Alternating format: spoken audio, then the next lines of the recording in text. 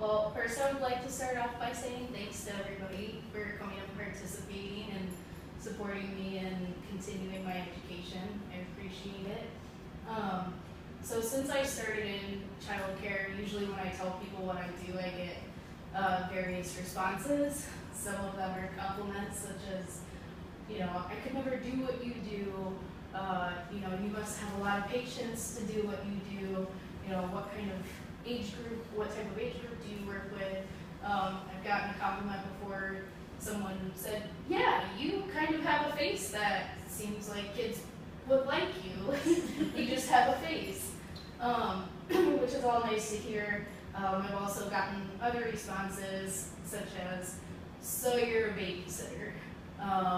You just play with kids all day. If you get tired of them, you put them in timeout. Or I've gotten responses like, well, you're a woman, so you're probably naturally good at that, right? Has anyone else gotten compliments or responses like that? I'm not the only one. Well, good. So while I don't agree with some of the negative comments, I can empathize with those people and understand where they might be coming from. My mom started me in child care in 1992. We didn't have any male teachers, they were all women. The only person who had a degree in my center was the administrator. None of the teachers had degrees. And when it came to discipline or guiding a child's behavior, it was acceptable to put kids in timeout or things like that. So as educators, it's left up to us to show society that, there are benefits to men being in early child care. The way that we guide a child's behavior has changed, and it seems like we value our educations more nowadays. So the first point I wanted to make is, a lot of people view this profession sometimes as a more feminized profession. Like I said, I've had people tell me before, well, you're a woman, so you're probably good at, naturally good at that. Society raises us to, believe that we have to fit certain gender roles and that women are naturally nurturing and then men are supposed to be masculine and active and things of that such. But there are actually a lot of benefits to men being in early childhood education. According to menteach.org, the amount of men that are actually in early childhood has gone down from about 5.5% to 4.5% between 2002 and 2014. As I kept reading, though, I noticed that the percentages went up between like secondary care, 4K, things like that. As I stated, there are a lot of benefits to men being in early childhood education, and it's up to us to educate people on that and be advocates of bringing more men into the field. A couple of benefits are, the first one, our dads. Sometimes we find it easier to defer information to mothers for whatever reason. I think we actually had a note on our clipboards once talking about making sure that you call both parents if something's going on. Having men in the building, maybe it'll give dads somebody to relate to, might feel a little bit more comfortable, and they might feel a little bit more included in the profession. Dads want to feel equal, they want to feel like equal partners. Another benefit is that obviously it breaks down gender roles. Kids can see they really can do whatever they want, whether they want to be a teacher or things like that. Men also, can sometimes deal with situations in a different way than women can, and that can bring diversity to the kids. It can show maybe different ways of dealing with certain situations. One last benefit is that it's another way for kids to observe men and women interacting in a positive way.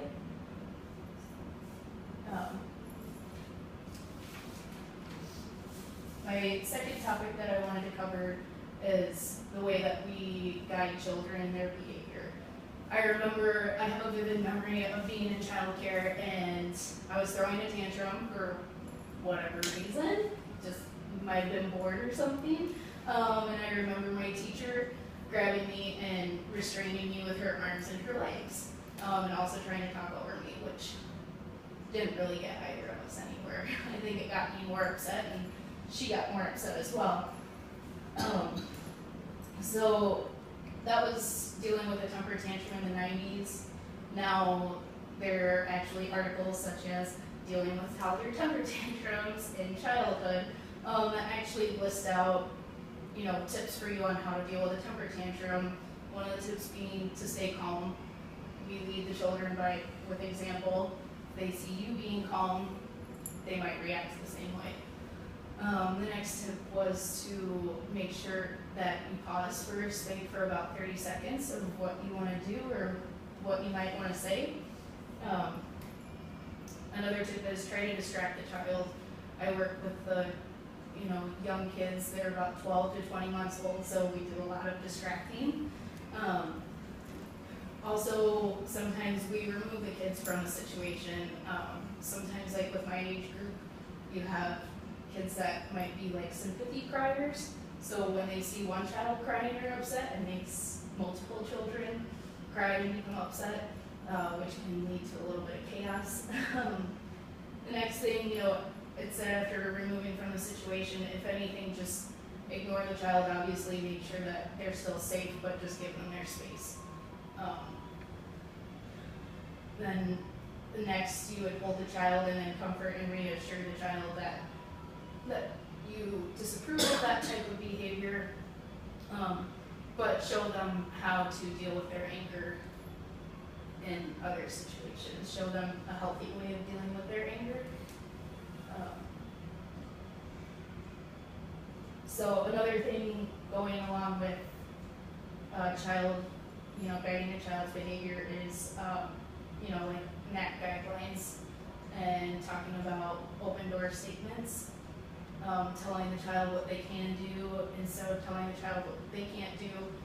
We try to stay along statements that aren't going to instill fear in a child.